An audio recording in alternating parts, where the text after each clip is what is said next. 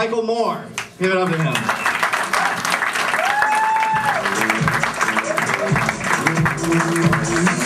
How's everybody doing tonight? Oh, good. So how many people here are terrible at spelling? Yes. Yeah, me too. Funny part, there's a guy that always corrects you on Facebook right over there. His name's Fred. He likes to Photoshop me too. It's really weird. But like I like to read, so I'm not completely illiterate. I'm not completely a moron. But like when I spell, it just looks like I pounded my head against a freaking keyboard. You know, Ray Charles would have better luck typing something than me and getting it right. He's a blind guy. You can't see. But it's cool because like I don't really care. I don't like using spell check, especially in the chat rooms. I like the girls that I'm talking to think I'm the same age that they are. Now you're just wondering how bad of a speller is he? We want to clap for pedophile. Ooh. But I actually I've been on the job hunt because God knows comedy doesn't pay any bills. Found out I was too good to work at Target. I am overqualified. I got the email and I asked my friend who's a manager there. I was like, why did I not get the job? They're like, you are too qualified.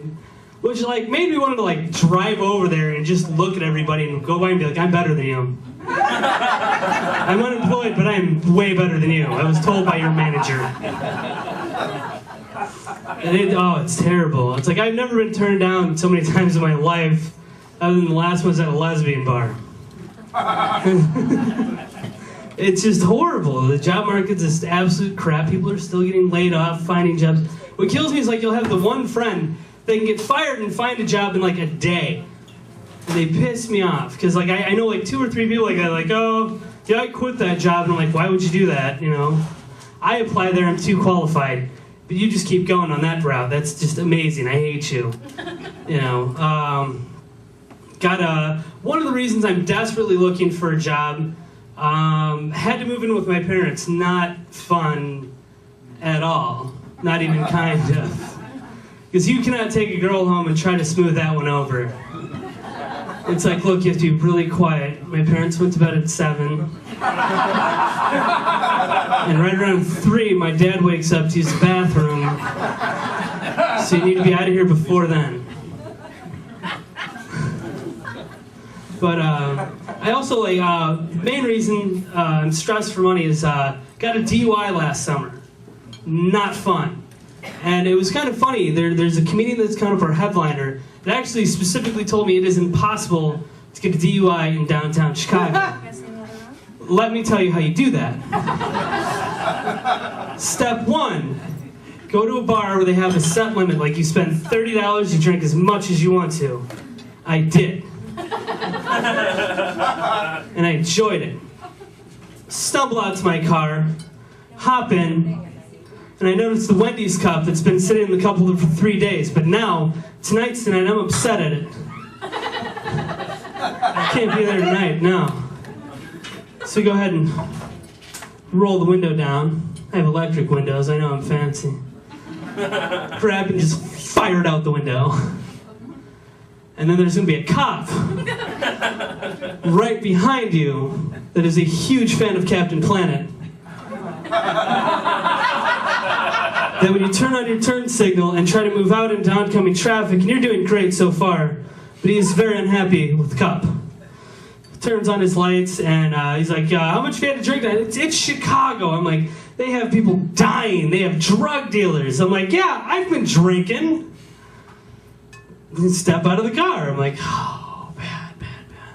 So like I step out of the car and we take the field sobriety test. In my opinion, I didn't do that bad, but I don't remember most of it. So I'll have to take his word on it, really. But like the funny part is in Chicago they don't have any cages in the back of their police cars. So they have to call the paddy wagon. That's that one like box truck that you see driving around Chicago. Like, why the hell does the police station need that? Well, let me tell you why they need that.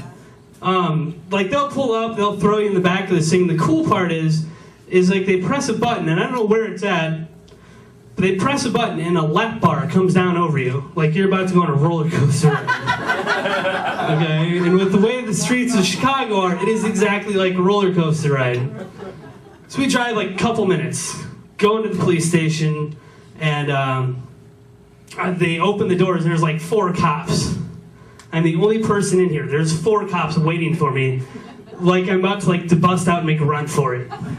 Okay, for one, I've been drinking, I'm handcuffed, I'm not getting far, plus I'm chubby, so you only need like 1 cop, and it could be the worst cop ever. But like I look, and what's funny is like when you're stepping out of this thing, and the drop is literally this tall. But when you're handcuffed and drunk, it's a little difficult. So I look at them and like, somebody's gonna have to catch me.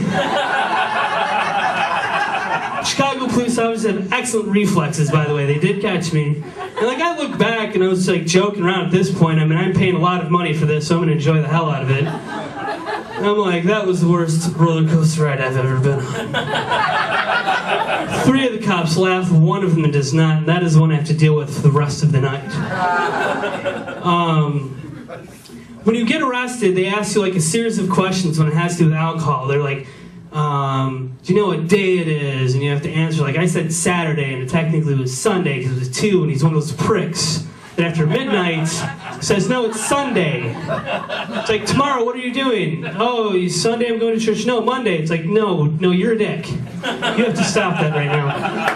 But apparently that looks bad. I think my favorite part was when he asked, he goes, do you know where you're at right now? I'm like, police station in Chicago. I'm just guessing on that one. You know, I can tell by the smell, urine. I'm in Chicago. You took my pictures, and I'm obviously not a model.